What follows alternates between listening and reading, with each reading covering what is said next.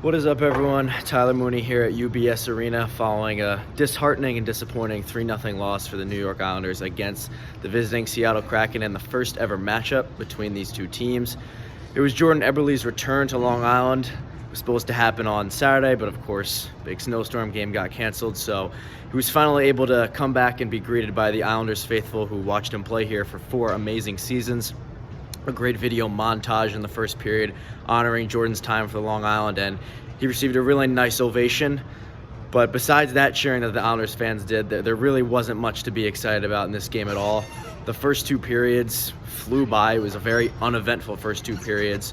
The score was still scoreless throughout 2 periods, and going into the third period, it was 20 minutes to win a game. Whoever won the third period was going to win the game. And the Islanders talked in the post-game press conference about how that was their thought process going into the third period. But as head coach Barry Trotz said, actions mean more than words, and the Islanders' actions on the ice did not reflect those words at all. Seattle came out and they just wanted it more. They scored 2 goals within 2-3 minutes, right around the 14 to 13 minute mark of the third period, and they ended up winning the game 3-0. Jared McCann getting the winning goal of the night. In the post-game press conference, visible frustration from everyone who took the podium, and understandable. Guys like Josh Bailey, Brock Nelson throwing phrases out like the team felt disconnected, they struggled to sustain any offensive pressure, and they really just need to regroup now going into this All-Star break.